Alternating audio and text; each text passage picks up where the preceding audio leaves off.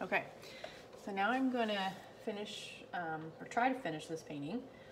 So the thing that I think is missing is some of my darker values in the clouds. So I've got my reference photo somewhere around here, but I can tell that right in this area and in here, I need to mix that darker purple to make that value. And to make that color, as I did yesterday, what I'm going to do is take, I think this time ultramarine blue, because I'm trying to make it pretty dark. And I'm going to add to that my quinacridone crimson. And when you mix that color, if you add too much red, it'll make it more maroon colored. So I'll show you what that looks like. This is not the color that I want. It's a bit too red. I want this color to be more on the cool side. So now what I'm going to do is add a bit of my phthalo blue. Phthalo blue is almost like a turquoise blue. And what it does is it takes that maroon color and brings it down to, it's hard to maybe see that, but this is like a dark, deep purple. So this is a gutsy thing to do now. And I'm actually going to just step back and try to find my reference photo. Because what I want to do is I want to paint the clouds in now. And when I do that, I'm going to have to be pretty brave about how dark I go with this. So, oh, here it is. I put it on the top because I was looking at it. Okay, there we have it. Okay, so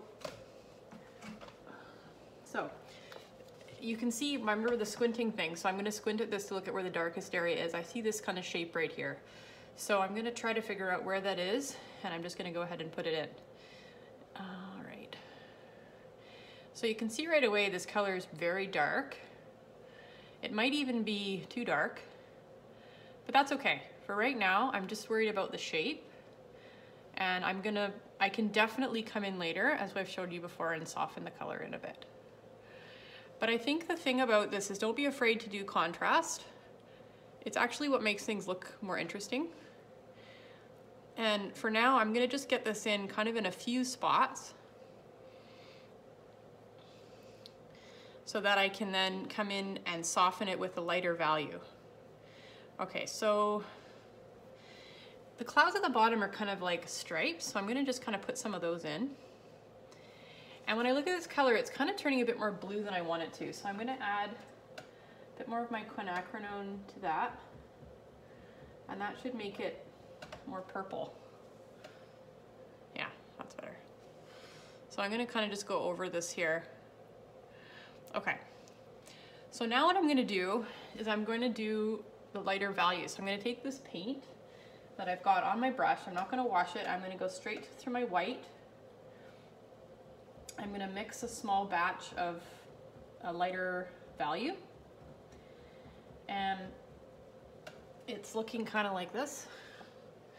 And now I'm gonna come in and I'm gonna start putting that in. So again, you don't wanna be too fuss-farty with this. You just wanna big strokes. And I'm trying to kind of blend it in to the edge of my darker value. Right here, I'm gonna kind of go around that. I can see there's this swath of clouds that kind of goes above my island here. And this color comes underneath the white cloud as well. One thing I just want to say though is leave some of, at least I think it's neat to leave some of this underpainting showing. So as tempting as it may be to paint over that, don't. Because what it does is it's the most vibrant of pink that you can get. I actually can't make that pink again. Even when I paint it on white, I find it's not the same as if it's on the canvas. So try to, I think it looks cool to leave some of that showing through. Okay, so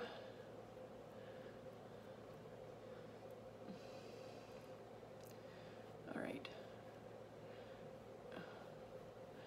Now this looks bold and gutsy coming in here like that, but you know what? You gotta take some chances. So I'm gonna go ahead and put that in now. And you can see how it's starting to kind of take shape. So I think it's time to get a lighter value. So I'm gonna take my brush just as it is, and I'm gonna get more white.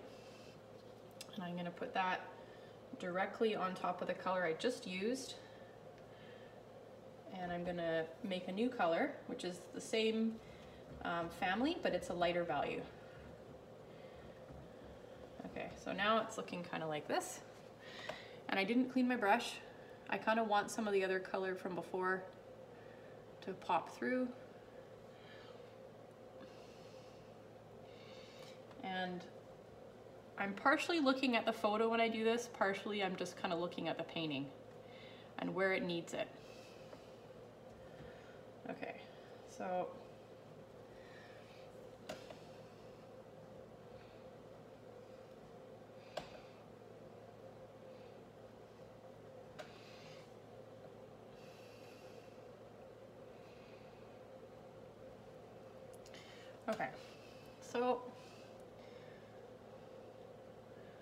I think we're getting pretty good here. One thing that I just tried for the first time today is painting in some sunbeams, and it looks kind of cool. So I'm going to show you how to do that. So if we want to pick a spot where we think the sunbeam would come, maybe here, I'm going to take a bit of my gold and a bit of my white and mix a kind of butter yellow, and then I'm going to just put it in, and I'm going to put it coming in on an angle like that, and I'm going to leave some gaps.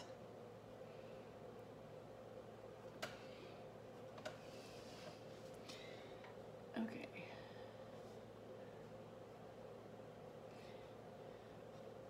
And it's quite yellow. I'm going to squint at it. I'm going to add a bit more white to that.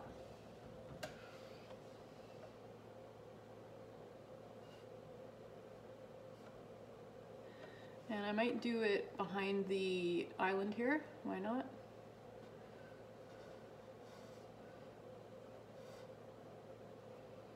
And then I'm going to take this color that I've done and do a bit of negative painting with it. I think my little trees have dried now. So I'm just going to try to hit some light in there, especially behind these sunbeams. Okay.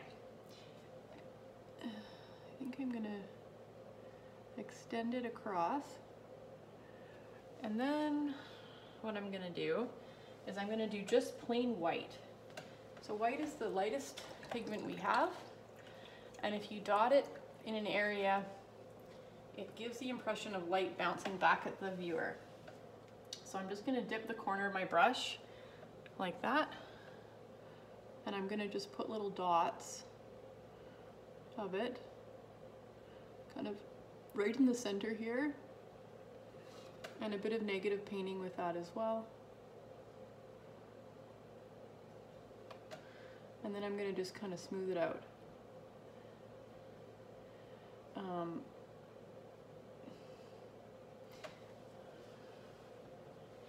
And I can tell that by doing this negative painting, I've changed the shape of my tree, and I'm not sure that I like it, so I'm going to fix that. I'm just going to try to make the edges of this a little bit more crisp.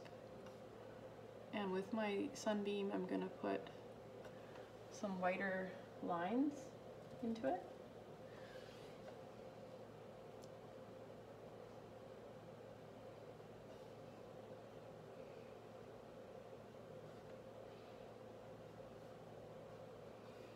Okay.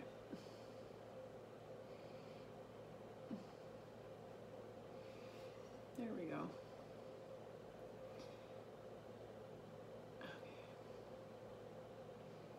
All right, so you can start to see that how that's coming together. So now I'm going to go back, and this is something that's a little tricky to do. I'm going to use my black paint again, the Mars Black, which is pretty thick, and it's very opaque. So sometimes you can get away with just going right over top of things. I think best practice would be to let this dry and then do what I'm doing now. But I don't always have the time to do that because I have little kids, and I know that I need to go back inside now to help with lunch. So I'm gonna just quickly do this finish this demo for today.